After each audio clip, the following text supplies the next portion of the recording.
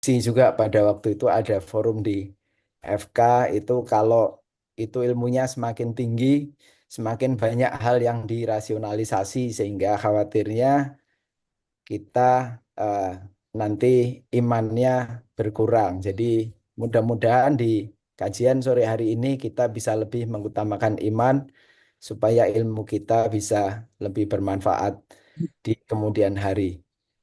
Tanpa berpanjang-panjang, monggo mari kita sama-sama dengarkan dan nanti kita berdiskusi setelah paparan dari Bapak Ustadz Syatori.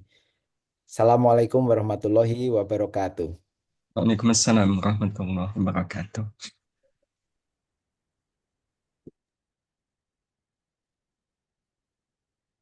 Kemudian dilanjutkan dengan kajian dari narasumber kita Ustadz Satori Abdurrauf dengan tema mengukir hidup dengan akal yang dicahayai iman. Dan dilanjutkan dengan sesi tanya jawab setelahnya kepada Ustadz Satori Abdurrauf. Waktu dan di tempat dipersilahkan. Baik, terima kasih Dokter Tommy.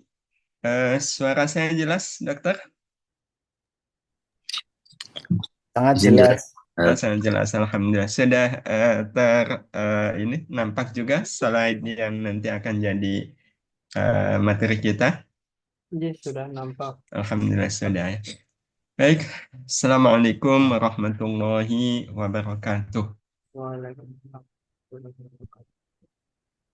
Bismillahirrahmanirrahim. Alhamdulillah wa syukrulillah. Thumma salatu wassalamu ala rasulillah. Nabiyyina Muhammad ibn Abdillah wa ala alihi wa ashabihi wa mawalah. La hawla wa la quwwata illa billah amma ba'd. Bapak, Ibu, keluarga besar Departemen Kesehatan Mata, ya, segenap guru besar, profesor, para dokter, dokter senior, dan teman-teman semua, wabil khusus Prof. Bayu Sasongko.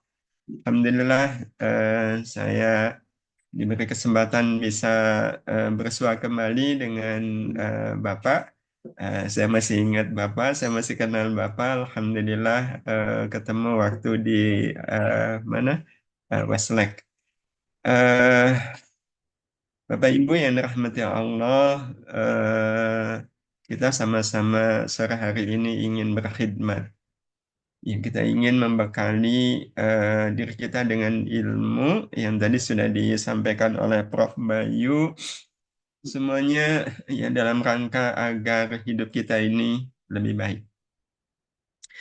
Ya, hidup adalah karunia Allah yang Allah berikan kepada kita, yang tentu harus kita syukuri. Nah, bagaimana cara kita mensyukuri nikmat hidup? Hal yang paling penting, hal yang paling fundamental untuk mensyukuri hidup adalah memaknai hidup itu sendiri. Karena bagaimana mungkin kita bisa mensyukuri apapun yang ada dalam hidup kita kalau kita tidak memaknainya. Iya. Ya, contoh teman-teman yang sangat concern ya di dalam masalah mata. Mata itu kan karunia Allah yang harus disyukuri. Tentu seseorang hanya akan bisa mensyukuri nikmat mata kalau memaknai mata itu dengan makna yang tepat, dengan makna yang bermakna. Karena ada orang yang memaknai hidup dengan makna yang tidak bermakna. Nah, padahal kalau kemudian kita lihat, makna hidup itu sangat tergantung pada bagaimana kita memaknainya. Nah, di antara sekian banyak makna hidup, salah satunya kita merasakan kalau hidup adalah kemuliaan yang Allah anugerahkan untuk diri kita manusia. Inilah salah satu makna hidup, kemuliaan. Kita katakan kemuliaan karena Allah sudah menyampaikan maklumat itu kepada kita. Kan yang membuat kita hidup adalah Allah. Yang membuat kita ada di muka bumi ini adalah Allah. Yang membuat kita tercipta sebagai manusia itu juga adalah Allah. Dan Allah sudah menyampaikan maklumatnya kepada kita di surat Al-Isra, surat ke-17 ayat 70. Walaqad karamna bani Adam. Sungguh dan sungguh kami telah memuliakan Bani Adam. Kita bisa cermati Bapak Ibu, bahasa yang Allah sampaikan kepada kita melalui ayat ini adalah kami telah memuliakan. Bukan kami telah memberi kemuliaan. Karena ada rasa yang berbeda antara memberi kemuliaan dengan memuliakan. Kalau memuliakan itu langsung. Jadi kalau analogi sederhananya seperti Bapak, Ibu, teman-teman sebagai dokter, itu kan ngurusin pasien. Nah, mana yang lebih terasa? Dokter mengobati pasien atau dokter memberi obat kepada pasien? Akan lebih terasa mengobati. Karena kalau dokter mengobati pasien, insya Allah pasien terobati. Tapi kalau memberi obat, belum tentu pasien terobati. Nah, Allah itu bukan memberi kemuliaan kepada manusia, tetapi memuliakan manusia. Kalau Allah memuliakan manusia, maka secara otomatis manusia itu termuliakan. Ya, sudah dengan sendirinya, karena Allah memuliakan berarti manusia adalah makhluk yang termuliakan. Nah, karena yang memuliakan adalah Allah, Bapak Ibu, itu mengandung makna pasti. Ya, pasti. Dan yang kedua, Allah itu memiliki sifat baqa. Baqa itu artinya tetap, langgeng. Nah, kalaulah Allah langgeng dan Allah memuliakan manusia, berarti kemuliaan yang Allah sampaikan kepada manusia adalah kemuliaan yang bersifat langgeng, bersifat tetap. Sehingga kita bisa katakan kalau begitu, Bapak Ibu yang dirahmati Allah, kemuliaan adalah kodrat hidup manusia. Kemuliaan adalah fitrah hidup manusia. Maka sepanjang manusia mengenali dirinya sebagai manusia, dia tidak mungkin bertindak tidak mulia. Dia tidak mungkin bertindak tidak mulia. Sehingga nanti kita akan temukan Bapak Ibu yang rahmati Allah dalam hidup manusia, tidak cukup manusia itu hanya menjadi manusia yang baik atau hanya menjadi manusia yang benar. Ayat ini meniscayakan siapapun harus menjadi orang yang mulia. Kehidupan tidak mengizinkan kita hanya sekedar menjadi orang benar atau orang baik, tapi meniscayakan kita untuk menjadi orang mulia. Sehingga kita katakan tadi Bapak Ibu yang rahmati Allah, ada hubungan yang tidak bisa dipisahkan antara kemuliaan dengan hidupnya manusia. Iya. Jadi kalau diibaratkan hubungan antara manusia dengan kemuliaan itu seperti Bapak Ibu bercermin. Iya. Dokter Tommy, kalau dokter bercermin, kira-kira melihat siapa di cermin, Dokter Tommy? Pas bercermin, kok ngelihat di cermin yang ada, ya Dokter Parangeni. Kayaknya langsung horor ya. Loh, kok bukan saya? Dan itu nggak mungkin, nggak mungkin terjadi. Kalau kita yang bercermin, ya yang kita lihat di cermin adalah saya. Berarti inilah hubungan antara kemuliaan dengan saya. Hubungannya, saya adalah kemuliaan, terus kemuliaan adalah saya. Sudah tidak bisa lagi dibedakan mana saya, mana kemuliaan. Saya adalah kemuliaan, kemuliaan adalah saya. Ini amanah. Inilah yang kita sebut bahwa kemuliaan adalah fitrah hidup, kodrat hidupnya manusia. Nggak bisa dipisahkan dengan kemuliaan. Jadi kita katakan tadi, Bapak Ibu yang rahmati Allah, ada benang merah yang sangat kuat antara hidup dengan kemuliaan. Berarti kita punya tugas bagaimana kemuliaan itu menjadi hidup kita. Nah, dalam konteks ini, Bapak Ibu yang rahmati Allah, kalau seandainya pilihannya ada 3. Kira-kira Bapak, Ibu, teman-teman pilih yang mana? Hidup, menulis, melukis, atau mengukir kemuliaan? Berarti tadi yang nganter siapa? Mungkin ada yang bisa mematikan. Oh, ya udah. Baik. Bapak Ibu yang dirahmati Allah Subhanahu wa Ta'ala, kalau seandainya pilihannya tiga, hidup ini menulis, melukis, mengukir kemuliaan, mana yang menjadi pilihan kita? Kalau menulis, iya, tulisan akan hilang ketika kejatuhan tinta. Kita melukis, bagus nih lukisannya, tapi ketimpa cat, lukisan akan hilang. Bagaimana kalau kita mengukir? Kejatuhan tinta, ketimpa cat, insya Allah ukiran itu masih nampak. Maka kalau seandainya dalam hidup ini pilihannya menulis, melukis, atau mengukir kemuliaan, jatuhnya pilihan kita adalah hidup mengukir kemuliaan. Ya. Nah, karena itu sore hari ini Bapak Ibu yang dirahmati Allah Subhanahu wa Ta'ala, kita ingin sama-sama menjadikan hidup ini kesempatan untuk mengukir kemuliaan. Ya, mengukir kemuliaan.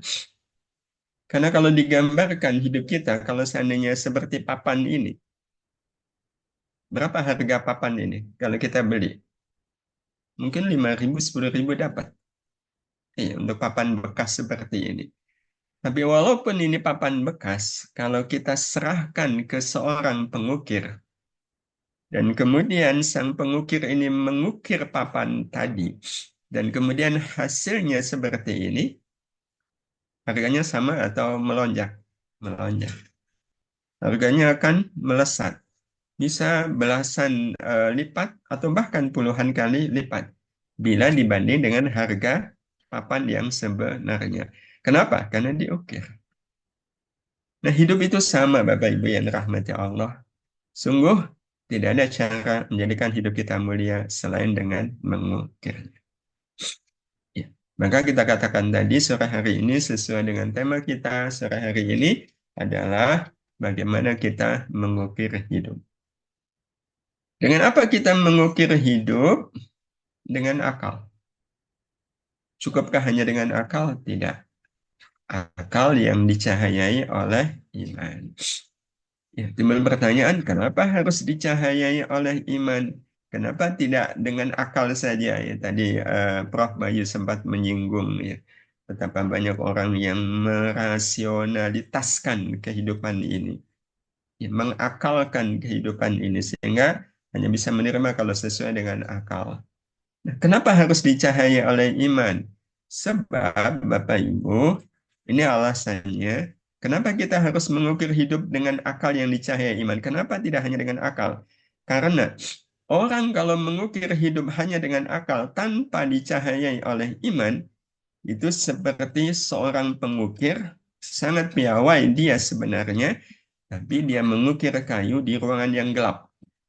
Mengukir kayu di ruangan yang gelap. Ada hasilnya? Ada. Ada hasilnya. Tapi hasilnya apa? Memperindah kayu atau merusak kayu? Merusak kayu. Sehingga ketika diukir di ruangan yang gelap, harga kayu tidak semakin naik, malah semakin turun. Tidak ada harganya. Sehingga orang berpikir, mendingan jadi kayu bakar saja. Maka itulah yang terjadi kalau seandainya ada orang hidup hanya dengan akalnya saja, tanpa iman. Hampir bisa dijamin hidupnya akan rusak. Hidupnya pasti akan rusak kalau hanya dengan akal tanpa iman. Bapak, Ibu, teman-teman pernah dengar kata ngakalin? Kata dasarnya apa? Akal. Orang ngakalin itu akalnya cerdas nggak? Oh, cerdas. Tapi kalau sudah ngakalin, itu konotasinya negatif. Itu akal yang tidak dibimbing oleh iman. Atau akal-akalan. Kan kata dasarnya akal juga, tapi konotasinya negatif. Begitulah kalau akal tanpa dicahayai oleh iman. Ya. Konon katanya bangsa kita ini bangsa yang banyak akalnya. Ya. Betul, Dokter Tommy katanya iya. Banyak akalnya, apapun bisa diakalin. Kalau kebentur aturan, maka ngakalinya ya aturannya diubah. Ya. Jadi banyak akal, tapi ini yang justru berbahaya kalau tidak ada cahaya iman.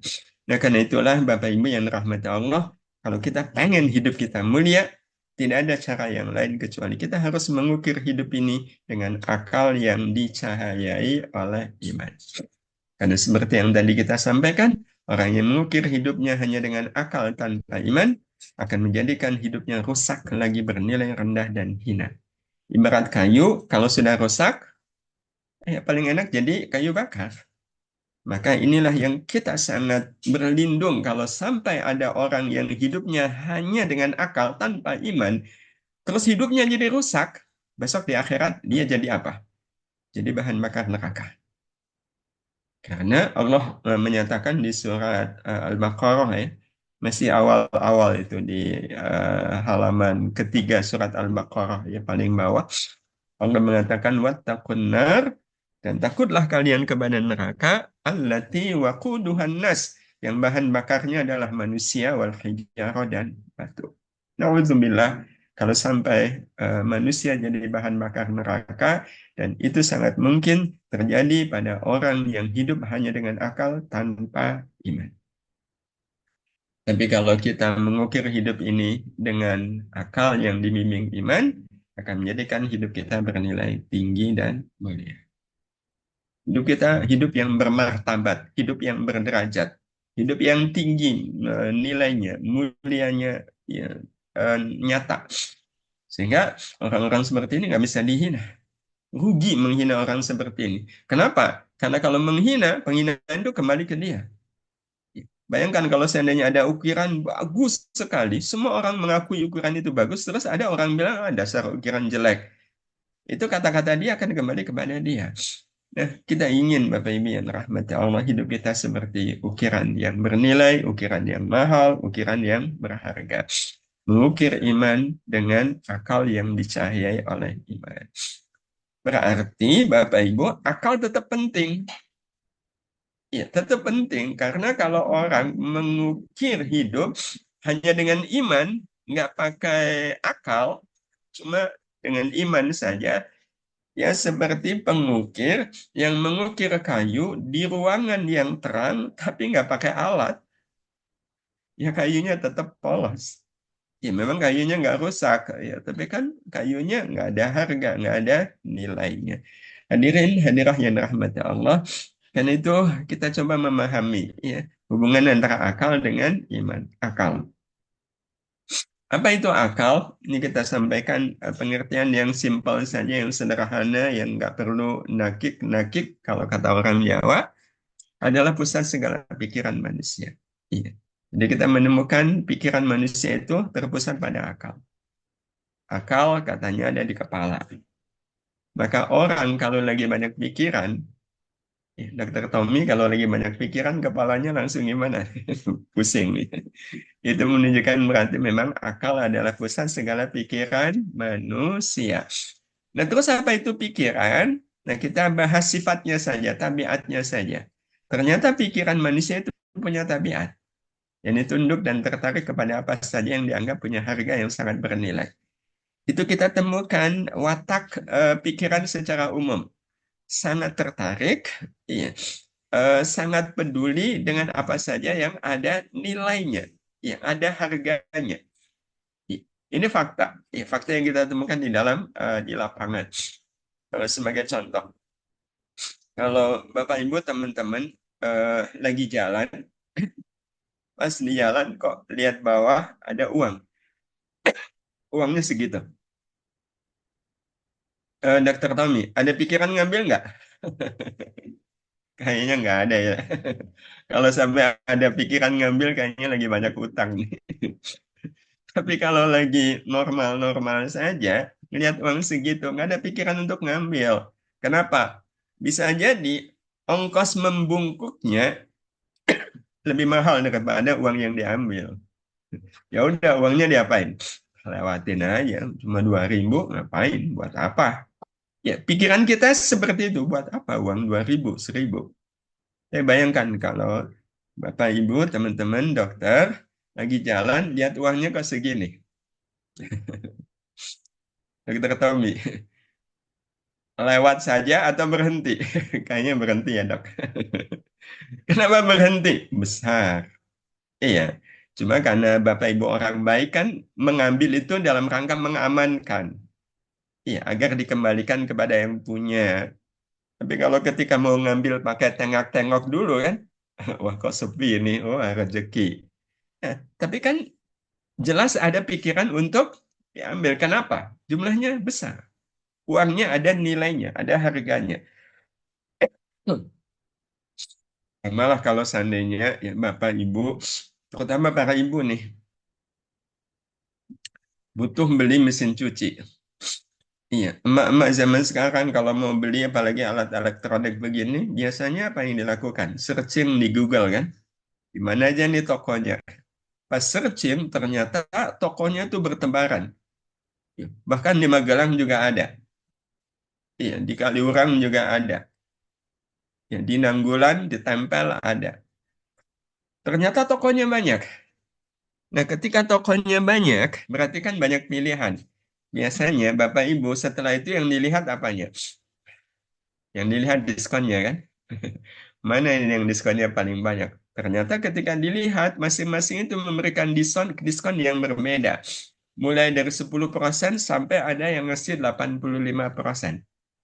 Kalau seandainya Bapak Ibu posisinya ada di Jogja, ya, ngelihat diskonnya, Bapak Ibu langsung tancap gas ke mana? Kayaknya langsung tancap gas ke Mertoyudan ya, Magelang sana. Kok dibela-belain? Nah, ini diskonnya 85%. Kalau harganya 10 juta, kan Bapak Ibu cukup bayar 1,5 juta. Untung 8,5 juta. Itu bukan uang yang sedikit. Nah, jadi inilah memang sifat dasar dari akal pikiran. Nah, dari sifat dasar akal pikiran inilah, Bapak Ibu yang dirahmati Allah Subhanahu wa taala, manusia jadi mengenal rasa senang dan susah dalam hidupnya. Artinya, kita bisa katakan bahwa rasa senang dan susah itu sebenarnya ada di akal. Karena selama ini kita menganggap ada di hati. Iya, enggak. Ada di akal. Makanya ketika dapat mesin cuci murah, cuma bayar 1,5 juta, padahal harusnya 10 juta, kita senang nggak? Senang. Nah, senang itu karena apa? Kita punya akal. Untung besar saya. Iya. Hadirin hadirah yang rahmati Allah Subhanahu wa taala. Jadi senang dan susah itu sekali lagi kita kenal karena kita punya akal. Kapan kita senang? Saat mendapatkan sesuatu yang sangat berharga untuk hidup kita. Susah kalau kehilangan sesuatu yang sangat berharga dalam hidup kita. Iya, inilah susah dan senang. Dan Bapak Ibu, ini menjadi catatan penting bagi kita.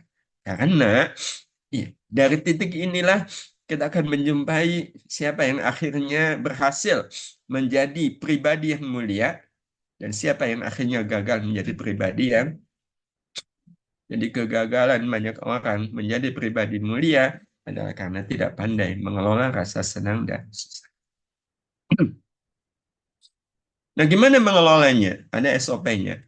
Ya, soal SOP teman-teman sudah terbiasa. SOP menangani pasien yang sakitnya demikian, demikian, demikian. Mereka sama, mengelola rasa senang dan susah itu juga ada SOP-nya. Nah, seperti apa SOP-nya? Sederhana. Akal boleh senang dengan apapun yang menurutnya bernilai dan berharga. Boleh.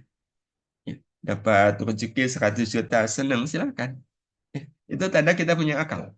Itu tanda akal kita berpikir. Siapa yang nggak senang dapat uang 100 juta? Tapi, nah ini catatannya. Sekali-kali hati tidak boleh senang dengan apa yang disenangi akal.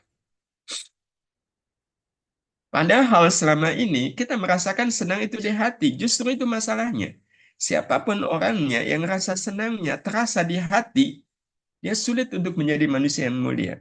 Amat sangat sulit. Bahkan Bapak Ibu, kita bisa katakan orang yang hatinya menyenangi apa yang disenangi akal, dia pasti akan turun kelas, turun derajat. Kenapa? Karena hati itu grade-nya di atas akal. Lebih tinggi dari akal hati itu. Sehingga kalau hati kok menyenangi apa yang disenangi akal, kan berarti hati turun sekelas dengan akal. Jadi kalau contoh sederhana ibu dengan anak, ya tentu derajatnya lebih tinggi ibu kan, secara hierarki. Tapi Bapak Ibu bisa bayangkan kalau seandainya ada ibu-ibu, iya, suka masak masakan tapi nggak suka masak beneran. Masak masakan dia seneng, tapi masak beneran dia nggak suka. Itu status beliau sebagai ibu turun nggak? Turun sederajat dengan anak-anak. Karena yang senang masak-masakan, nggak senang masak beneran kan anak-anak. Nah, hal yang sama dengan hati. Dan kalau hati sama menyenangi apa yang disenangi oleh akal, sekali lagi akan ada masalah. Iya. Apa contohnya? Ya tadi, dapat uang 100 juta. Dapat rezeki 100 juta. Halal. Iya, semuanya itu halal. Senang nggak Bapak Ibu? Senang. Senangnya ada di mana? Harusnya di akal. Loh, emang kenapa kalau sampai ke hati? Pasti masalah. Apa masalahnya? Pelit. Orang kalau senang dengan uang, tapi senangnya sampai ke hati, hampir kita bisa pastikan orang ini akan pelit. Bukti pelitnya, kalau seandainya hadir di majelis ilmu, pas lagi dengerin ilmu, ada kotak infak beredar. Pas buka dompet untuk infak, ternyata di dompet kita lengkap, Bapak Ibu. Iya, mulai dari si coklat, si ungu, si hijau, si biru, sampai si merah. Ada semua di dompet. Kalau betul-betul niat untuk infak, yang diambil yang mana? Yang coklat atau yang merah? Yang merah. Tapi rasanya ngambil yang merah itu ringan atau berat? Berat. Kenapa berat? Emang emang jadi 5 ton gitu beratnya? Kan enggak. Terus kenapa berat? Beratnya di mana? Di hati. Hati yang berat untuk ngambil. Bukan tangan. Kalau nggak yang ngambil tangan ringan. Tapi karena hati berat, nah itu yang menyebabkan orang nggak mau. Ya, jadi pelit karena rasa senangnya masuk ke hati. Dan itu berlaku untuk semua kasus-kasus yang disenangi akal, tapi juga hati ikut senang. Pasti akan jadi masalah. Nah, sebaliknya, akal pun, Bapak Ibu, boleh susah. Ya, saat kehilangan sesuatu yang bernilai dan berharga. Boleh. Uang kita hilang 10 juta, susah. Boleh. Nggak apa-apa. Ya, dihina temen gitu ya, kita susah. Nggak apa-apa. Tapi pastikan susah itu cuma di akal. Jangan sampai ke hati. Karena kalau ke hati, kita akan turun derajat. Tidak akan mungkin bisa menjadi manusia yang mulia. Dan pasti ada masalah. Dihina oleh kawan satu kelompok. Iya. Sial bener saya kok satu kelompok sama kamu. Ini mesti kamu nih bawa sial gitu. Iya. Mesti nanti kerjaan kita nggak beres. Dihina begitu rasanya susah nggak? Susah kan? Susah. Susahnya sampai kemana? Kalau di akal nggak apa-apa. Tapi kalau sampai ke hati itu yang nanti jadi masalah. Apa masalahnya? Sebenarnya Bapak Ibu yang dirahmati Allah, kita kalau dihina orang, kita akan punya kesempatan untuk melakukan amal kebaikan bernama memaafkan. Dan kesempatan memaafkan itu akan terjadi kalau ada orang yang menghina kita. Kalau nggak ada orang yang menghina, mungkinkah kita punya kesempatan memaafkan? Enggak. Kalau saya tiba-tiba bilang ke Dokter Tommy, dokter nggak apa-apa, saya sudah maafkan. Dokter Tommy bingung nggak? Oh, bingung. Saya salah apa? Gitu. Jadi kita hanya akan bisa memaafkan kalau ada orang yang berbuat salah, menghina kita. Ya, ada kesempatan memaafkan. Memaafkan itu pahalanya besar nggak? Besar. Bahkan Rasul pernah menyebut salah satu jalan untuk membuat kita sampai ke surga itu jalan bernama memaafkan kesalahan orang. Bahasa Rasul adalah a'fu man zalamaka. Maafkan orang yang menzolimimu. Maafkan. Itu bisa membuat orang masuk ke surga. Nah, Bapak Ibu, bicara soal memaafkan, pertanyaannya, itu pekerjaan yang sulit atau mudah untuk dilakukan? Sulit. Ya, kalau orang Jawa Timur ya bukan cuma sulit, ya sulit. Sulit. Nah, kenapa sulit? Memaafkan itu kan sebenarnya cukup dengan kita mengatakan, Mas, kata-katamu tadi sebenarnya menyakitkan saya. Iya. Sebenarnya saya tersakiti, tapi nggak apa-apa. Saya sudah maafkannya dengan. Udah cukup bilang gitu aja, kita sudah sah. Ya, telah melakukan amal bernama memaafkan. Cuma itu, tapi faktanya sulit ya. Faktanya sulit. Kenapa sulit? Sulitnya di mana? Di hati. Karena rasa susah dihina masuk ke hati. Nah, karena itu Bapak Ibu yang rahmati Allah, senang dan susah tetap harus menjadi pikiran hidup kita. Hidup ini harus senang, jangan sampai susah. Ya. Tapi Allah sudah menempatkan senang dan susah itu di akal. Ya udah nggak apa-apa. Berarti kalau ada di akal, senang dan susah itu nggak bisa ditolak. Hanya orang yang nggak berpikir yang bisa menolak senang dan susah. Tapi kan nggak bisa. Ya. Akal itu punya spontanitas, itu berpikir.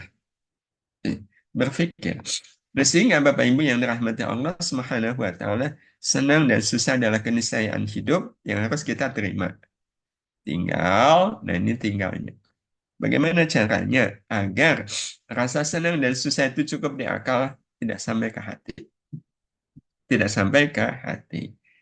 Nah, ini kalau kemudian kita telusuri, Bapak Ibu yang dirahmati Allah, kita harus mulai dari bertanya kepada diri kita. Dan kita harus jujur menjawabnya. Apa sih yang paling bernilai dan berharga dalam hidup kita? Ini yang harus kita putuskan. Ini yang harus kita putuskan. Jadi, sejauh mana nanti Bapak Ibu yang rahmat Allah, hidup kita mulia atau tidak mulia, itu sangat bergantung pada keputusan kita untuk melihat sejatinya yang paling bernilai dan berharga dalam hidup kita itu apa. Saya akan tampakkan untuk Bapak Ibu kita semua 6 hal. 6 hal yang secara umum dianggap punya nilai yang sangat berharga dalam pikiran manusia. Ya, sangat berharga dalam pikiran manusia. Apa 6 itu? Ini 6 hal. Iya.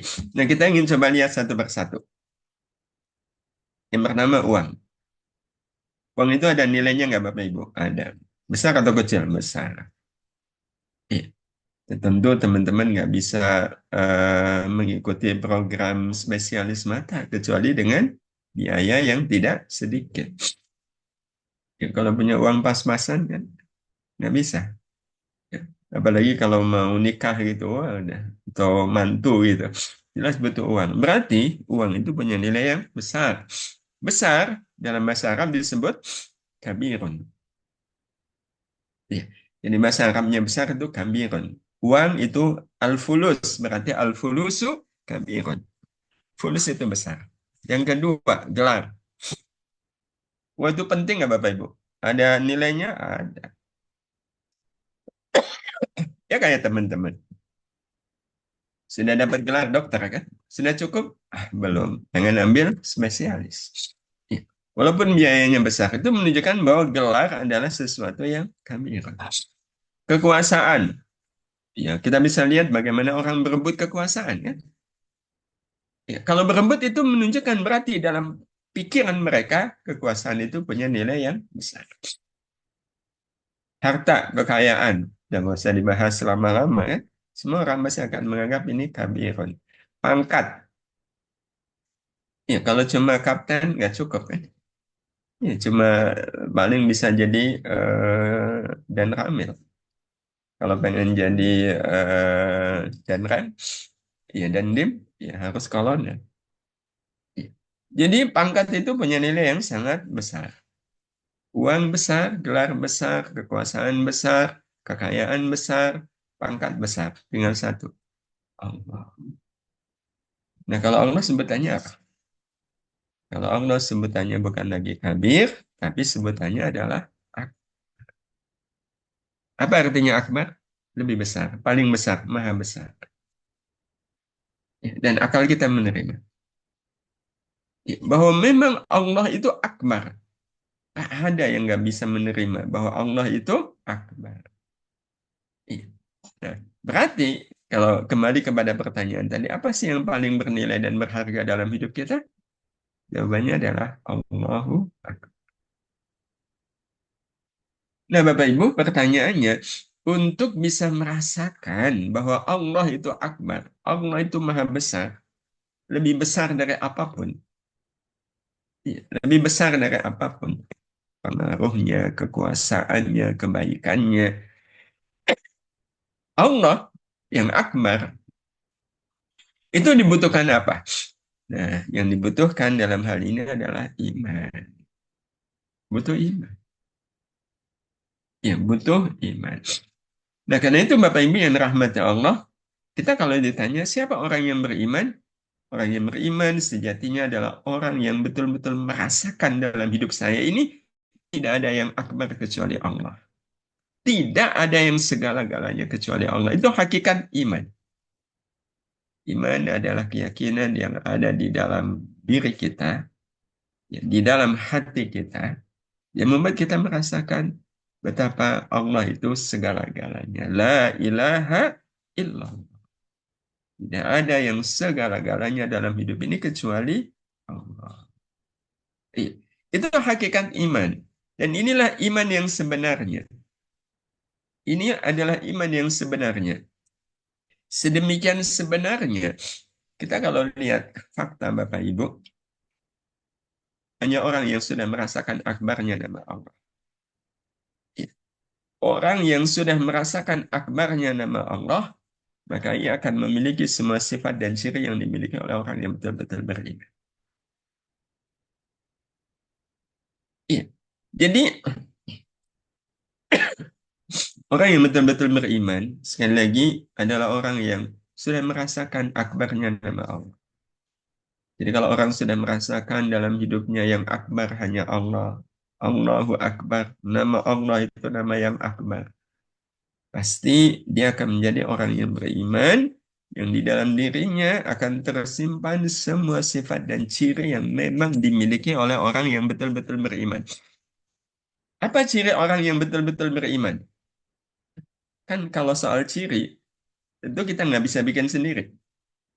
Yang bisa menetapkan ciri orang yang beriman adalah Allah. Karena iman kita ke Allah.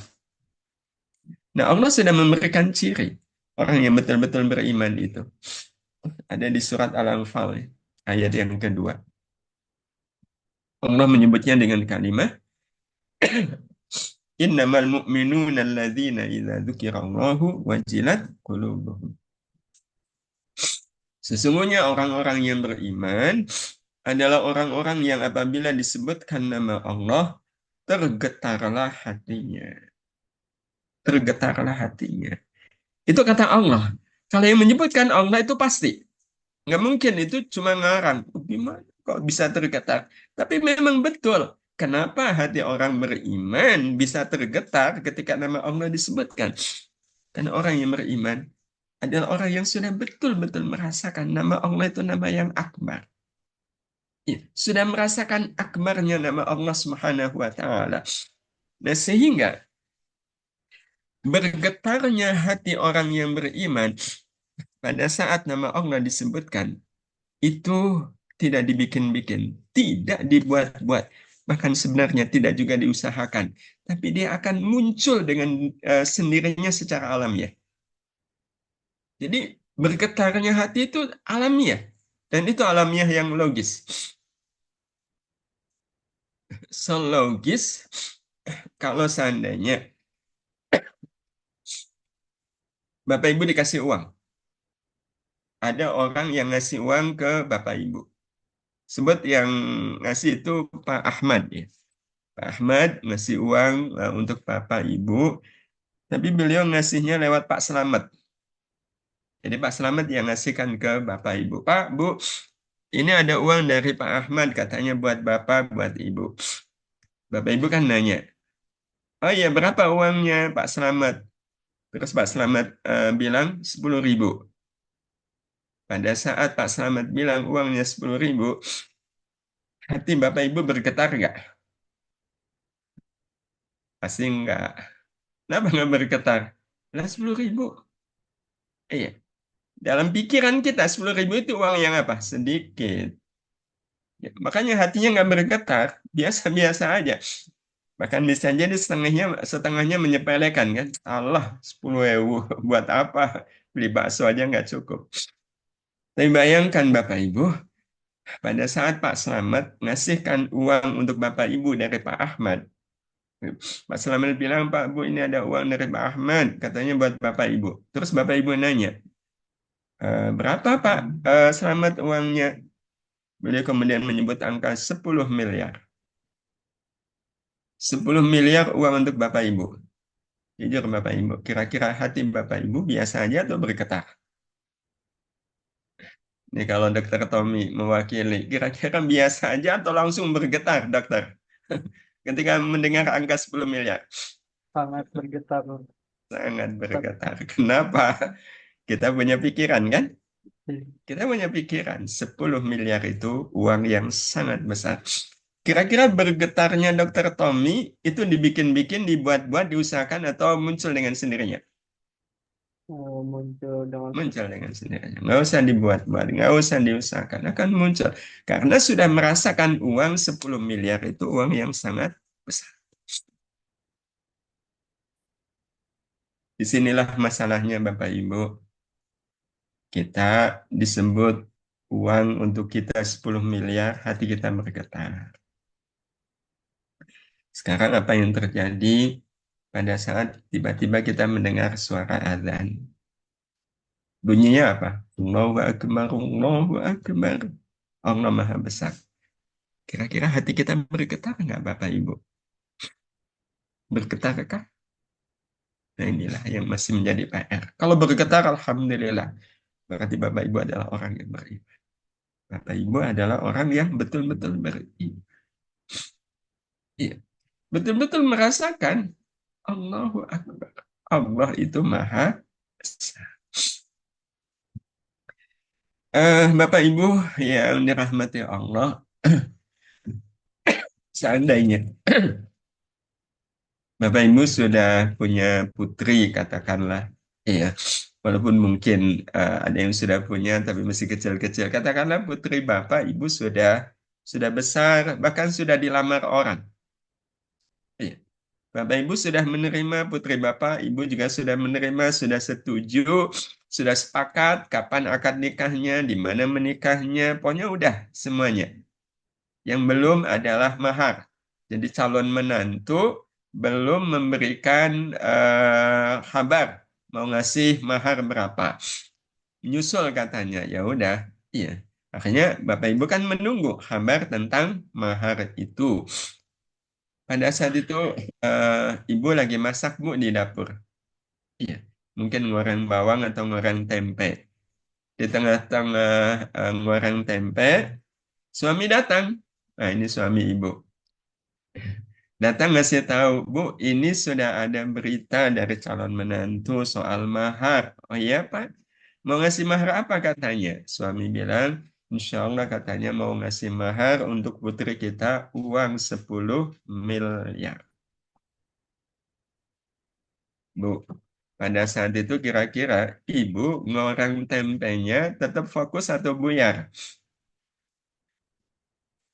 Tetap fokus atau buyar? Kayaknya buyar ya. Kenapa? Ya Allah, menantu mau ngasih mahar 10 mil. Itu tempe mungkin gosong nggak Bapak Ibu? Kayaknya mungkin gosong ya. Gara-garanya apa? Gara-garanya hilang fokus, dan hilang fokusnya karena mendengar angka 10 miliar, yang itu dalam pikiran kita angka yang sangat besar. Nah, tapi gimana kalau seandainya Bapak Ibu lagi masak, Ibu nih lagi masak, di tengah-tengah masak kok dengar azan. Bunyinya jelas, Allahu Akbar. Kira-kira waktu masak dengar azan, masaknya hilang fokus atau tetap fokus? Nah inilah Bapak Ibu yang masih menjadi PR. Tanpa kita sadari, sampai saat ini kita merasa ada yang lebih besar dari Allah. Kalau ada yang lebih besar dari Allah Subhanahu wa Ta'ala, maka ibarat lampu, imannya sangat redup. Imannya sangat redup. Dan tidak hanya sangat redup, siapapun yang belum merasakan akbarnya nama Allah akan rentan terkena berbagai macam jenis penyakit hati. Jadi kalau kita perhatikan, semua jenis penyakit hati itu bermula karena kita belum merasakan akbarnya nama Allah. Ria semisal, itu terjadi karena apa? Karena kita merasa pujian dari makhluk itu lebih bernilai, lebih berharga daripada pujian dari Allah. Jatuh ria, sombong. Itu karena merasa bahwa uang saya ini membuat saya punya nilai yang lebih besar. Membuat orang jadi bangga. Yuk, kelar, ditaruh. Itu semua bermula karena belum merasakan akbarnya nama Allah. Jadi walaupun dia mengaku beriman, tapi belum merasakan akbarnya nama Allah, maka sekali lagi bisa jadi lampu tapi nggak keluar cahaya. Atau kalaupun keluar cahaya itu sangat redup. Yang ini memang tidak akan mungkin orang-orang seperti ini bisa mengukir hidup menjadi kemuliaan. Nah, karena itu PR kita Bapak Ibu, yang mudah-mudahan ya kalau ada kesempatan kita bisa bahas bagaimana caranya dalam hidup ini kita betul-betul merasakan akbarnya nama Allah. Jadi kalaulah kita ditanya, sudahkah iman membuat hati kita merasakan akbarnya Allah? Kita katakan, ya. Nah, kalau iya, berarti kita nggak ada lagi masalah dengan iman. Kita nggak punya PR tentang iman. Tapi kalau kita merasa bahwa ada yang lain yang akbar selain Allah, berarti kita masih punya PR tentang iman. Kita selesaikan insya Allah di pertemuan yang akan datang. Demikian Dokter Tommy yang bisa saya sampaikan. Saya mohon maaf agak nggak bisa maksimal ini. Suara saya nggak bisa lepas, agak demam dari 2 hari ini. Alhamdulillah, ya Allah izinkan kita bisa bersua di majelis yang mudah-mudahan mubarak ini. Amin ya Allah ya Rabbal Alamin. Saya kembalikan ke Dokter Tommy. Ya, silakan dokter. Ya, terima kasih Ustadz. Selanjutnya akan dilanjutkan dengan sesi tanya jawab. Untuk eh, pertanyaan, apakah ada yang ingin ditanyakan pada rekan-rekan sejawat presiden dan juga dokter-dokter?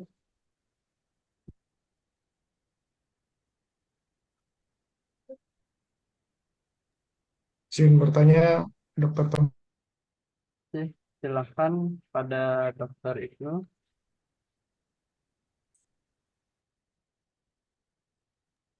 Baik, terima kasih Dokter Tommy. Terima kasih kepada Ustadz Satori atas penjelasan yang sangat baik sekali dan sangat mencerahkan pada sore hari ini. Eh, izin Ustadz ingin bertanya, hmm, kadang dalam kehidupan sehari-hari tentu kita tidak bisa luput dari hal-hal yang menurut kita suatu suatu kezoliman terhadap dari orang lain terhadap kita itu. Dan saya sendiri masih sangat kadang masih sangat sulit untuk memaafkan secara keseluruhan itu Ustaz. Nah, apakah ada eh, tips atau ada sesuatu yang sebaiknya perlu saya biasakan itu Ustaz biar hati ini bisa lebih ikhlas itu untuk memaafkan orang lain. Terima Ya, kasih Ustaz. baik. Terima kasih Dokter Ibnu. Iman itu memang menjadi solusi segala masalah. Jadi apapun masalah dalam hidup, sebenarnya masalahnya adalah iman. Jadi soal tadi, ada orang yang berbuat tidak baik ke kita ya, nyusahin, nyengkelin, mangkelin, bahkan kita terzalimi. Logikanya begini, kalau ada orang yang sangat baik ke kita,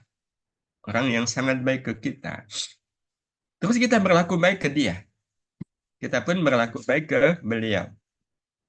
Maka sebutannya kita orang apa? Orang baik. Polnya kita orang baik. nggak bisa naik lagi. Sebatas menjadi orang baik. Kenapa? Karena saya berbuat baik kepada orang yang baik kepada saya. Nah sekarang, kalau seandainya ada orang yang nggak baik kepada kita, tapi kita berlaku baik ke beliau, boleh nggak? Boleh. Siapa yang marah? Maka pada saat kita berlaku baik kepada orang yang tidak baik kepada kita, sebutannya kita orang apa? Kalau disebut orang baik nggak cukup, kita akan disebut sebagai orang mulia. Kita akan disebut sebagai orang mulia. Mana yang lebih tinggi kelasnya? Orang baik atau orang mulia? Orang mulia. Dan yang membuat kita, ya Bapak Ibu yang dirahmati Allah Subhanahu wa taala, naik statusnya menjadi orang mulia kan lewat orang-orang yang tidak baik ke kita. Maka kalau kita menggunakan akal ya, karena kita kan punya akal nih. Logikanya, iya. Kalau ada orang yang nggak baik ke kita, hadir dalam kehidupan kita, iya. Itu masalah atau berkah? Kalau pakai logika, berkah. Karena lewat beliau, amal saya punya nilai yang mulia dalam pandangan Allah. Karena itu dalam logika orang-orang mulia ada prinsip begini, Dr. Ibnu. Jagalah orang-orang baik yang ada di sekelilingmu, tapi lebih jagalah orang-orang yang tidak baik itu agar dia tetap ada di dekatmu. Karena lewat orang-orang yang tidak baik itulah kita memiliki derajat mulia. Nah, karena itu mindset kita yang kemudian harus kita ubah, bahwa hidup ini tidak cukup hanya sekedar menjadi orang baik. Nanti kita bisa lihat konfirmasinya di surat Al-Mulk, Dr. Ibnu. Al-Mulk ayat yang kedua. Ya. Kita banyak hafal ayat ini. Alladzi khalaqal mauta wal hayata liyabluwakum ayyukum ahsanu amala. Dialah Allah yang telah menciptakan mati dan hidup untuk menguji kalian, siapakah di antara kalian yang lebih baik amalnya. Bukan siapakah di antara kalian yang baik amalnya, bukan, tapi yang lebih baik amalnya. Jadi baiknya itu harus lebih. Dan untuk menjadikan baik kita harus lebih itu butuh apa? Butuh orang-orang yang nggak baik tadi. Tapi kita tetap berlaku baik kepada beliau. Iya, kita tetap berlaku baik kepada beliau. Dan sekali lagi, ini kombinasi sebenarnya antara akal dengan iman. Secara akal saja, secara akal, seandainya nih, seandainya dokter setelah lulus, ada dua pilihan kerja nih, di rumah sakit A atau di rumah sakit B. Rumah sakit A, iya, seminggu, iya, itu dapatnya 5 juta. Dapatnya 5 juta. Tapi kalau di rumah sakit B dapat 50 juta dengan waktu kerja yang sama. Iya, waktu kerja yang sama. Eh, tingkat kesulitan kerja yang sama. Sama. Iya, cuma beda tadi hasilnya. Kira-kira Bapak Ibu pilih yang mana? Rumah sakit A atau B? B, kenapa? Nilainya lebih besar. Kita senyum kepada yang senyum. Kita orang baik. Tapi kalau kita tetap senyum kepada yang maju, kita menjadi orang yang lebih baik. Maka bersyukurlah kalau seandainya dalam hidup kita ada orang-orang yang tidak baik kepada kita, mereka sudah mengorbankan dirinya untuk kita. Kenapa mengorbankan? Mereka rela berbuat zalim. Berbuat zalim itu sama dengan menzalimi dirinya. Iya, rela mereka menzalimi dirinya mereka sendiri untuk menjadi batu pijakan bagi kita menjadi orang yang mulia. Itu mindset kita dan itu mindset yang kita dapatkan dari akal yang dibimbing iman. Ketemunya itu logikanya. Mudah-mudahan jelas, Dr. Ibnu. Insyaallah. Terima kasih. Terima kasih, Sama-sama. Ustaz. Untuk selanjutnya, apakah ada yang ingin bertanya lagi? Mohon izin, Ustaz, ada pertanyaan. Bagaimana cara mengatasi cemas atau khawatir berlebih tentang sesuatu, Ustaz? Terima kasih, Ustaz. Ya, khawatir, cemas yang berlebih. Cemas itu produk akal atau bukan akal? Nah, itu sebenarnya yang kemudian menjadi renungan bagi kita. Iya.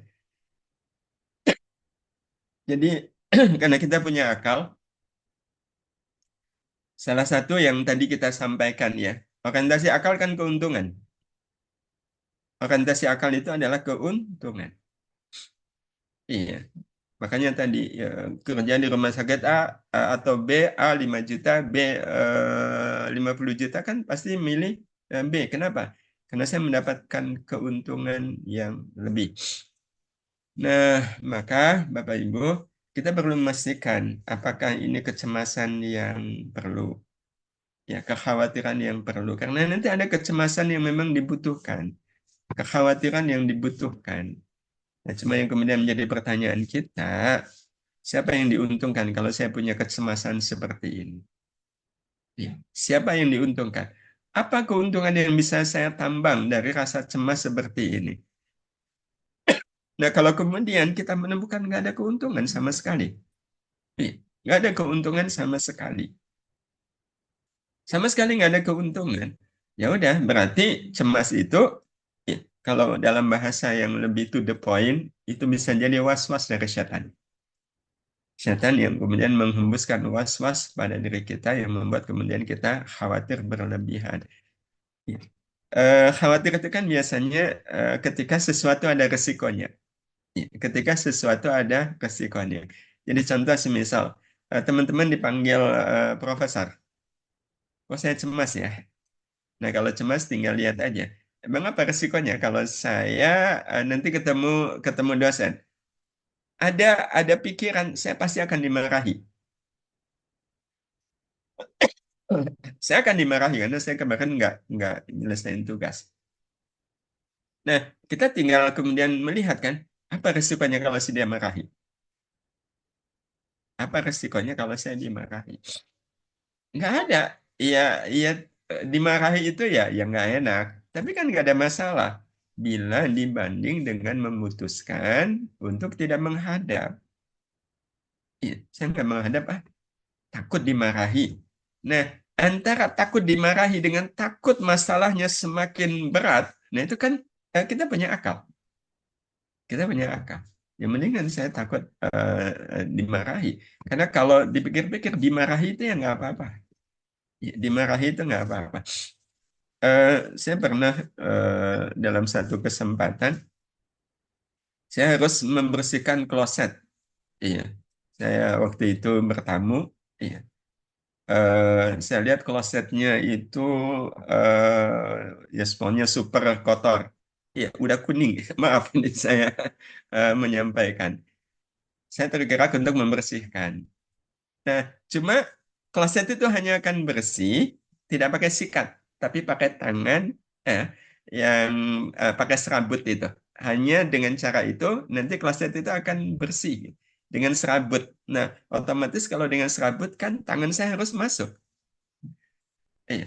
Itu kan orang akan berpikir jijik ya. Nah, cuma di sinilah kita kemudian punya akal kan. Apa risikonya kalau tangan saya masuk ke kloset itu dan kemudian membersihkan ya kotoran yang ada di dalam kloset itu. Apa risikonya? Risikonya cuma jijik. Iya. Jijik itu masalah nggak? Enggak. Tinggal bagaimana kita ngontrol emosi. Ya dengan kita mengatakan jijik itu nggak apa-apa. Dengan nanti tangan dicuci pakai sabun, ya kalau mau pakai ini tester, iya udah selesai. Ya udah, nggak apa-apa. Nah kira-kira begitu Bapak Ibu. Gunakan akal, tapi jangan lupa tetap iya, iman sama akal kita harus tetap berada dalam kendali iman. Allahu a'lam. Terima kasih Ustaz. Untuk selanjutnya ada pertanyaan dari Dr. Firman. Silakan Dr. Firman. Ya, terima kasih. Dokter Firman, Masya Allah, ahlan wa sahlan. Terima kasih Ada Dokter Fahmi. pendengar. Assalamualaikum warahmatullahi wabarakatuh, Pak Ustadz. Waalaikumsalam warahmatullahi Ya, wabarakatuh. alhamdulillah bisa ketemu Pak Ustadz di forum ini. Alhamdulillah, iya ini Ya, kangen saya lama nggak ketemu nih. iya. Itu tetangga di Bogong. Ya, ini saya punya pertanyaan menggelitik. Memang mungkin ini pengalaman pribadi, Pak Ustadz. Ya, Iya, jadi kita sebagai dokter mata, apalagi kami di Rumah Sakit Sarjito di departemen ini sudah sebagai subspesialis ya. Kadang Mm-mm. kita mendapatkan konsulan dari teman-teman dokter yang lain atau mungkin menangani kasus-kasus yang sulit seperti itu ya. Mm-mm. Nah, kadang eh, di hati kita niatnya adalah menolong orang gitu, tapi kadang-kadang waktu sudah kita tangani dengan baik, alhamdulillah hasilnya baik, pasiennya puas seperti itu. Kadang timbul rasa sedikit sombong gitu, Ustadz. Wah, ini kemampuan saya sudah sampai baik sekali gitu. Nah, kadang ini sebenarnya tidak kita inginkan rasa itu. Kita sudah mulai pekerjaan operasi dengan bismillah, menyelesaikan dengan alhamdulillah, tapi kadang muncul rasa-rasa sedikit terbesit, oh ini karena kemampuan saya nih. Nah, itu kan boleh dibilang itu seperti sombong ya Ustadz ya, tidak sesuai. Mm-mm. Ini antara Mm-mm. akal dan imannya ini kayaknya bertentangan nih sedikit ini. Mm-mm. Nah, ini Mm-mm. gimana Mm-mm. ya Ustadz untuk menekan rasa sombong seperti ini Ustadz? Ya, terima kasih. Iya. Ya, Eh, Assalamualaikum. Baik, terima kasih juga Dokter Firman dan para dokter yang lain. Alhamdulillah ini. Eh, Sebenarnya manusiawi nggak kalau semisal ada kebanggaan karena kita berhasil apa namanya mengobati pasien. Manusiawi nggak Bapak Ibu? Kita akan mengatakan Manusiawi. manusiawi. Iya. Ya, manusiawi. Nah, cuma memang, nah ini yang kemudian kita perlu harus luruskan. Betulkah itu manusiawi? Ya, karena kalau manusiawi, sesuatu itu hanya akan dikatakan manusiawi kalau membuat manusianya mulia. Ya, karena memang Allah berfirman tadi ya, walaqad karramna bani Adam. Sehingga manusia itu identik dengan kemuliaan. Nah, sehingga kita perlu harus tegas untuk menolak istilah yang mungkin dalam pandangan umum itu dianggap benar, padahal sebenarnya itu tidak membantu kita untuk menjadikan diri kita lebih baik. Itu bangga dengan prestasi. Iya, bangga dengan prestasi. Nah, logika sederhananya begini. Sebenarnya kita punya kelebihan itu boleh nggak Bapak Ibu? Boleh. Tapi memang kelebihan itu berisiko membuat kita jadi merasa bangga. Nah, maka ini yang kemudian kita manage. Ya. Bangga itu boleh. Yang tidak boleh ketika bangga itu dinampakkan. Iya, bangga itu boleh. Karena kalau orang nggak punya kebanggaan, nggak berpikir bahwa ini kalau saya ngobati pasien dan berhasil, itu akan jadi kebanggaan bagi saya. Iya. Kalau orang nggak pernah berpikir soal kebanggaan, kan orang akan berpikir, Allah, semuanya yang penting saya ngobati berhasil atau tidak. Iya, saya nggak ada. eh, Karena nanti khawatirnya kalau semisal kita nggak boleh bangga dengan prestasi kita menjadi orang yang tidak terpacu untuk punya prestasi. Nah, sehingga nanti tetap kita punya arahan untuk berprestasi, tapi yang bekerja akal. Ya, dengan belajar sungguh-sungguh menganalisa. Ya. Karena waktu Bapak Ibu mengobati pasien itu kan yang bekerja adalah akal. Iya, yang bekerja adalah akal. Nah, setelah berhasil itu berarti keberhasilan akal. Bapak Ibu senang, nah itu senangnya senang akal. Bangganya juga bangga akal. Jadi kalau seandainya kita bangga karena kita bisa menangani kasus yang sulit, kemudian kita bangga, itu tanda berarti akal kita masih berfungsi.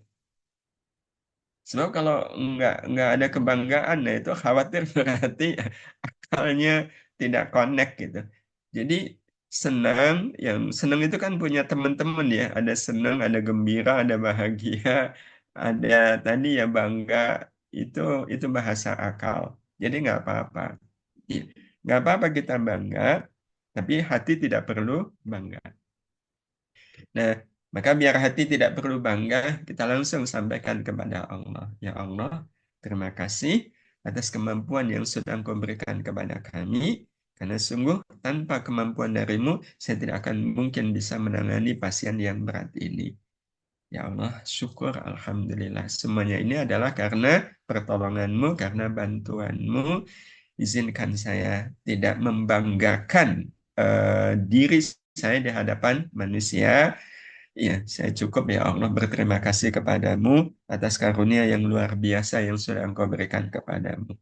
Terima kasih ya Allah, segala pujian sepenuhnya milikmu. Nah, sehingga kalau seandainya ada orang-orang yang memuji, wah dokter luar biasa ini, luar biasa. Iya, segeralah kita sampaikan kepada mereka, Bapak, Ibu, tugas kami selaku tim dokter adalah berikhtiar mengobati. Kalau kemudian pasien, keluarga Bapak, keluarga Ibu sembuh, iya, saya ingin sampaikan yang membuat pasien ini sembuh adalah Allah. Jadi, ya, Bapak Ibu silakan bersyukur kepada Allah yang sudah ya memberikan rahmat kesembuhan untuk pasien ini. Bukan kami yang menyembuhkan. Nah, kalau dokter menyampaikan seperti itu kepada keluarga pasien, itu kira-kira keluarga pasien akan memandang Bapak Ibu orang apa? Dokter apa? Dokter baik atau mulia? Oh, mulia. Ya Allah. Mulia sekali itu dokter tidak merasa bahwa yang menyembuhkan itu adalah saya. Saya bayangkan kalau dipuji orang, terus dokternya, tapi ini Allah bukan dokter mata, bukan pula dokter siapa-siapa.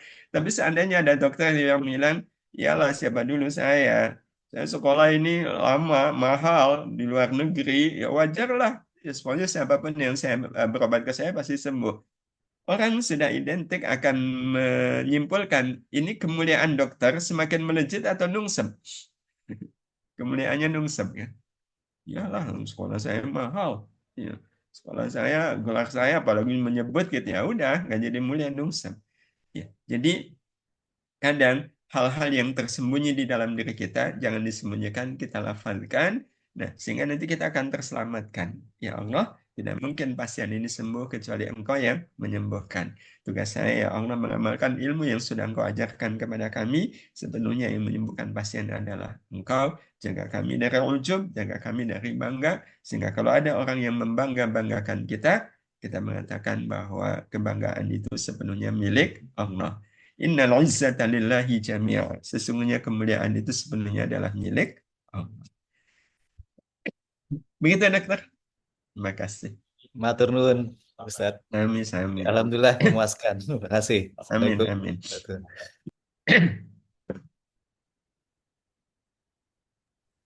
Untuk selanjutnya, apakah ada yang ingin bertanya lagi? Kita buka 2 sesi pertanyaan lagi.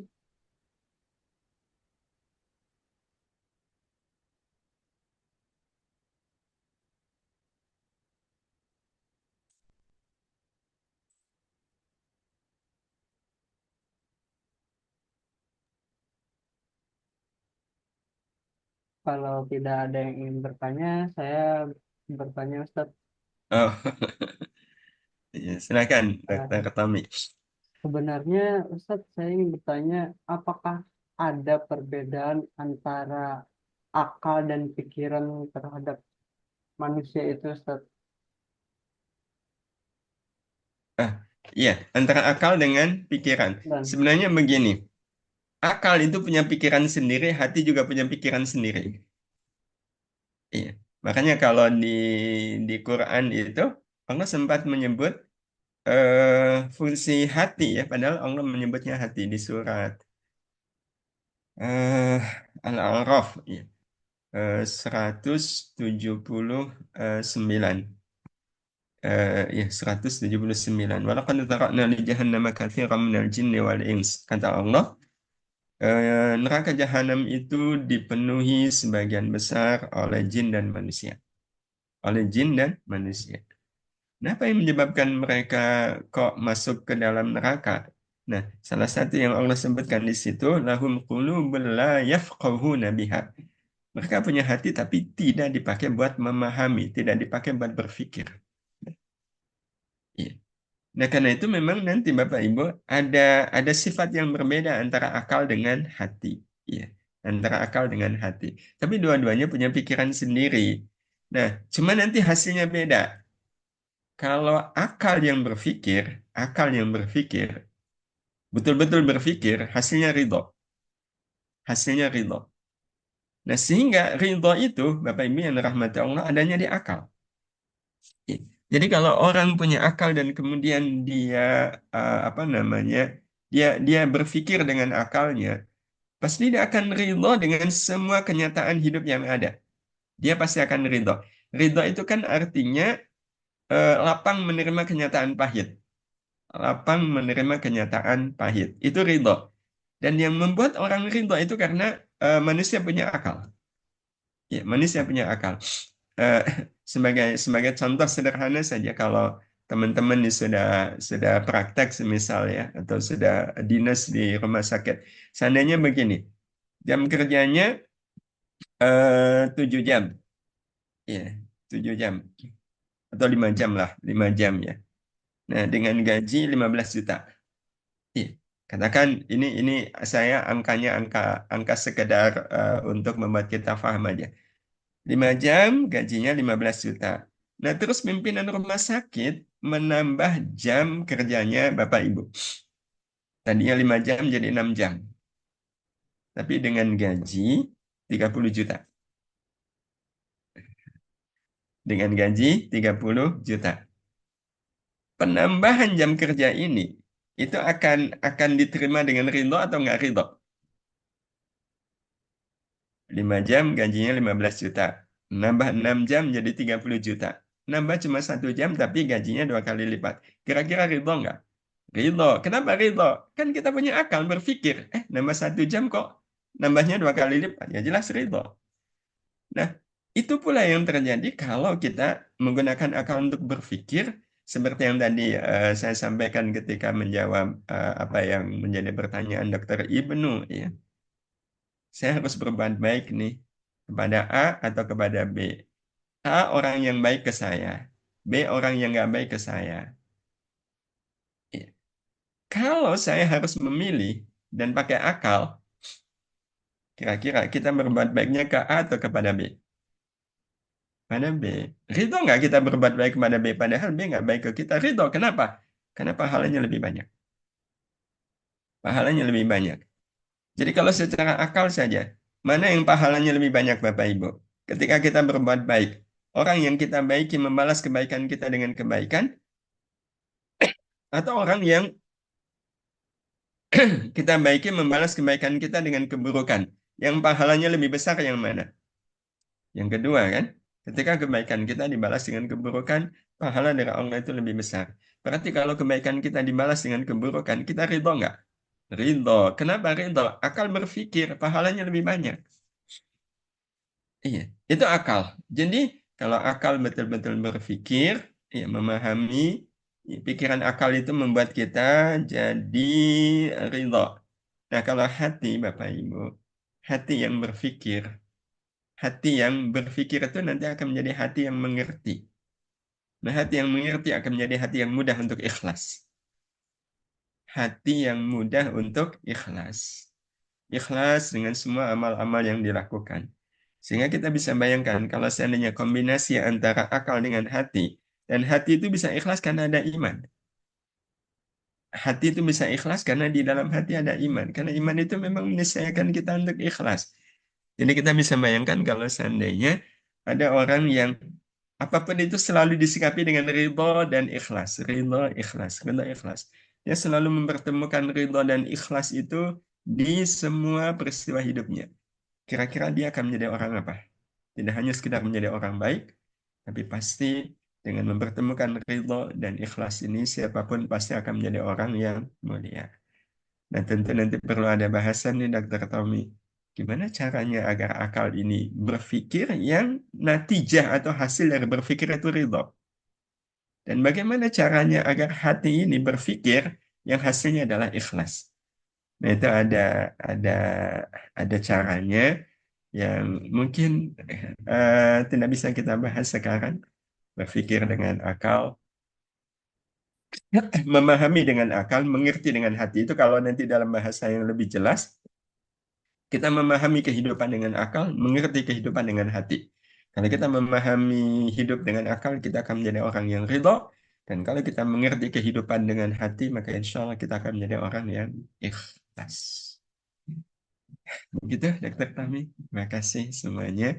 Assalamualaikum warahmatullahi wabarakatuh. Udah. Waalaikumsalam warahmatullahi wabarakatuh.